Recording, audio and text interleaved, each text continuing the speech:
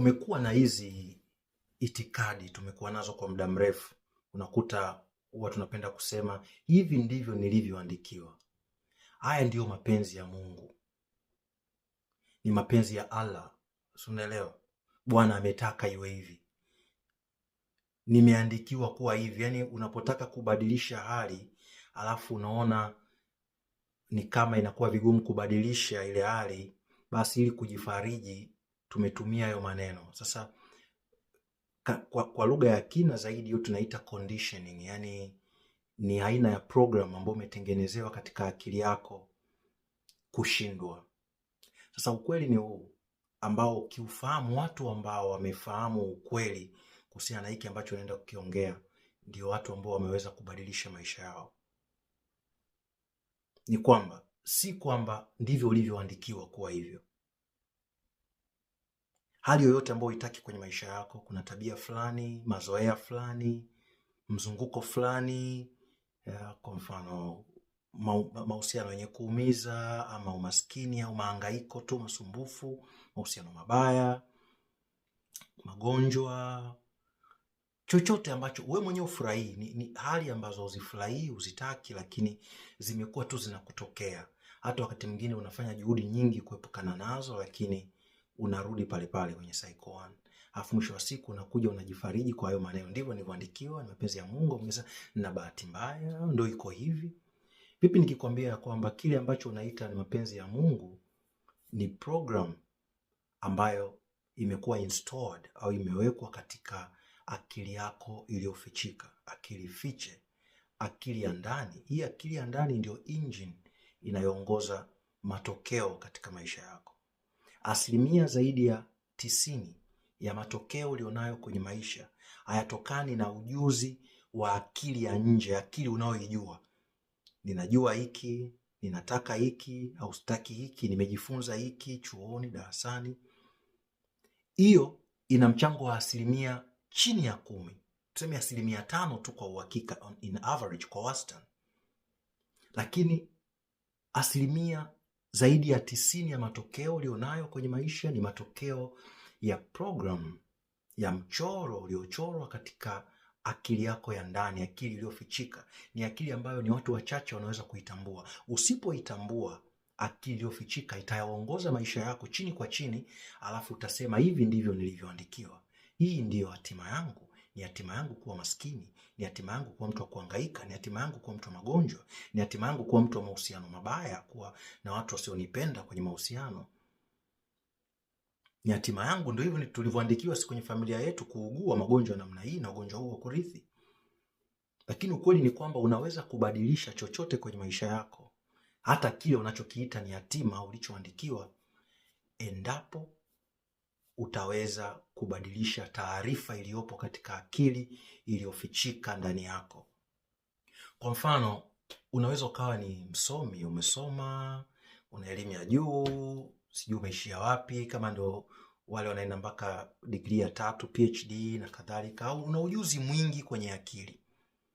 Msomi, umesoma darasani, unajua vitu, lakini kwenye maisha yako unakutana na matokeo hafifu, matokeo madogo, yani matokeo unayoyapata hayaendani kabisa na aina ya elimu ulionayo. Yani tukikaa tukikusikiliza unachoongea tunasema wewe ni bilionea. Tukikaa tukisikiliza unachoongea tunasema wewe ni mwamba unayebadilisha hali. Lakini tukiangalia maisha yako tunaona vice versa.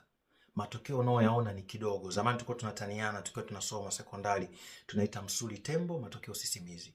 Yani kwamba unachojua ni kikubwa mno kuliko yale matokeo ulionayo katika maisha, uhalisia wa maisha yako. Pale utofauti unakuwa uko wapi? Angalia kwa mfano, unakuta watu viongozi wa serikali wa hizi nchi na makampuni makubwa wanafanya negotiations za mikataba. Alafu utashangaa kampuni ambayo viongozi wake wana degree tu, kwa mfano na uzoefu wa kazi au wana masters, anakuja kufanya negotiation na viongozi wa nchi ambao unakuta kwenye nchi nyingi kwa mfano zinazoendelea zinaweka kwenye zile nafasi wengine maprofesa.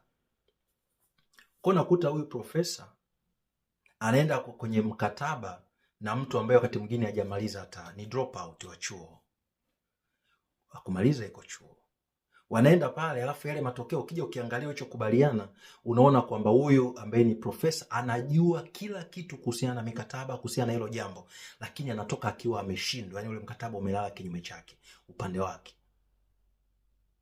Matokeo ni madogo, yani matokeo yatokani na usomi wa madarasani. Matokeo yanatokana na kile kilichomo katika akili yako ya ndani, akili fiche, akili ofichika. Kwa usipoweza kubadilisha taarifa iliyopo mule, wewe utakuwa unapambana nje kuleta matokeo kwa ujuzi ulionao nje, lakini utakachokuwa unazalisha ni automatic. Kwa mfano, kwa huo mfano ulioutoa, kwa mfano kwenye nchi zinazoendelea labda za Kiafrika, unakuta mara nyingi wanakuwa wanashindwa wakiingia kwenye negotiation na wale wa mataifa mengine kama ya wazungu, tuzungumze hivyo kwa lugha hiyo ambayo inaeleweka zaidi. Kwa nini? Unakuta katika akili iliyofichika ya watu wengi ambao wamekuwa ni Waafrika, kutokana na historia ambazo vizazi vilivyowatangulia walipitia, utumwa, hali ya kuabudu wale wazungu na kadhalika. Kwa hiyo katika akili iliyofichika, kwa sababu taarifa iliyo katika akili iliyofichika huwa inarithishwa. Akili iliyofichika ni pamoja na mwili wako, taarifa zilizo katika vinasaba vyako. Kwa hiyo inarithishwa ile. Kwa hiyo kama una kwenye akili yako iliyofichika taarifa iliyopo ni ya utumwa, ni ya umaskini, ndivyo hivyo utakavyo present utendaji wako wa maisha. Hata kama kwenye akili una ujuzi kama profesa, una access ya mahela, unaweza kawa hata una access ya pesa, yani umepata bahati ya kupata pesa nyingi, lakini utakuwa unaishi kitumwa. Ama unakuta mtu ni kiongozi amepata access ya kushika pesa, anaanza kuwadharau watu wengine, anajiona ndio mwamba zaidi, anawashusha watu wengine, fikra zile za utumwa. Kwa sababu kwenye utumwa, mtumwa anajitahidi kumwangusha mwenzake ili yeye apate nafasi kwa bwana, kwa yule mtawala. Hajajua thamani iliyo katika yeye, katika legacy. Watu wengi ambao wanaongozwa na fikra za kitumwa hawajui thamani iliyo katika legacy. Kwa thamani yao wanataka katika ninaonekanaje. Kwa sababu mtumwa anapambana aonekane vizuri mbele ya bwana wake. Kwa hivyo kama taarifa ulionayo ni ya kimaskini, hata kama utakuwa unajitahidi kufanya kazi zako asubuhi, mchana, jioni, unafanya kazi na masaa machache, unaondoka alfajiri, unarudi jioni na kadhalika, hivyo matokeo utakayokuwa nayo yatakuwa ni madogo, kwa sababu kuna mambo utakayokuwa unayafanya pasipo wewe kufikiri, automatically ni mambo yanayokupeleka kwenye umaskini. Nayo ni mambo ambayo yako katika mwili wako. Fikiria ambavyo mtoto anavyojifunza kutembea, au fikiria unavyojifunza kuendesha baskeli au kuendesha gari. Mwanzoni unakuwa unapata shida, lakini baadaye unakuwa unaendesha automatically. Yaani wakati mwingine unaongea na simu, unaangalia kulia, unaangalia kushoto, huku unaendesha gari, unaendesha baskeli. Mtoto anafika mahali anatembea, aangalie kwamba nitaanguka tena. It is automatic. Ndivyo ilivyo chochote kilicho katika mfumo wako wa mwili, katika akili yako ya ndani iliyofichika, ndicho kinachoongoza maisha yako yenyewe. Yani inakuwa sio kwa kufikiria kwako. Na ndio maana unakuta kuna wakati unajihujumu wewe mwenyewe, unajikatisha tamaa wewe mwenyewe, unapata nguvu ya kufanya jambo afu ghafla wewe mwenyewe unajikatisha tamaa, wewe mwenyewe unavuruga mipango mizuri ambayo umekuwa nayo, unaharibu negotiation ambazo umekubaliana na watu, kuwa na watu wazuri wanakuja kwenye maisha yako. Inafika mahali wewe mwenyewe unajihujumu, unawapoteza wale watu. Sio kwa kutaka kwako kwenye akili, inategemea na taarifa iliyofichwa katika akili yako ya ndani. Muhimu sana, badilisha taarifa katika akili yako ya ndani, uibadilishe hatima yako.